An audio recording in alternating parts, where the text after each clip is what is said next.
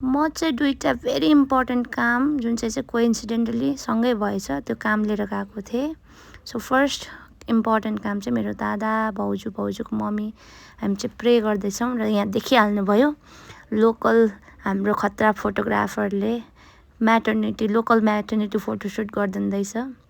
IPhone छ भने सबै मुमकिन हुँदो रहेछ, दामी क्याप्चर गर्दो रहेछ। सो फर्स्ट चाहिँ डेलिभरीको लागि गएको थियौँ। मेरो चाहिँ जेठा दादाको चाहिँ साक्खे अब भदै हुन्छ कि भदै नै हुन्छ भनेर चाहिँ एक्साइटेड भइराखेको थियौँ। अनि हामी चाहिँ हस्पिटलमा भाउजूलाई त्यो दिन चाहिँ अघिल्लो दिन हो, यो चाहिँ फर्स्ट डे चाहिँ एडमिट गर्नलाई हामी चाहिँ एक्साइटेड हुँदै गयौँ होइन।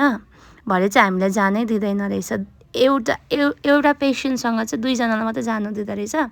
अनि दादा र भाउजूलाई चाहिँ हामीले भाउजूसँग चाहिँ दादा र आन्टी जानुभयो, भाउजूको मम्मी जानुभयो। अनि हामी चाहिँ बाहिर यसरी पर्ख्यौँ। एकदम स्ट्रिक्ट रहेछ क्या हस्पिटल चाहिँ तर राम्रो हो, ठिक पनि हो त्यो कुरा। सो मेरो अर्को इम्पोर्टेन्ट काम चाहिँ पछि भन्छु होइन, अर्को भिडियोमा आउँछ। सो एनिवेज न्युटा हस्पिटलको नजिकै चाहिँ सिटी सेन्टर रहेछ। अनि अर्को काम लिएर गएको थिएँ, त्यसको पनि अर्को भ्लग बनाउँछु। यो चाहिँ सोली मेरो new baby coming into this वर्ल्डको मात्रै भिडियो हुनेछ। यो चाहिँ नेक्स्ट डे हो।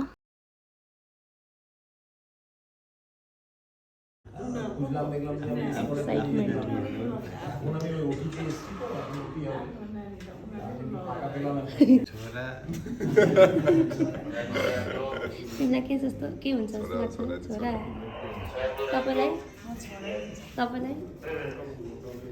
चाहिएको त छोरी हो, तर सबैले छोरा भनेपछि मलाई पनि छोरै जस्तो, हाम्रो आमाले पनि छोरै भन्नुहुँदैन, छोरै हुन्छ। म चाहिँ एकदम एक्साइटेड थिएँ होइन। यो चाहिँ बेबीलाई भेट्नु केही फ्यु मिनट्स अघिको भिडियो हो। हामी पर्खिरहेको छौँ होइन। यहाँ चाहिँ अब मिलाएर हामी गयौँ माथि, जान दियो नभए चाहिँ जान दिँदैन रहेछ, जे होस् दियो। अनि हाम्रो दादा चाहिँ अब एकदम वेटिङमा छ, अब टेन्सन होला नि त।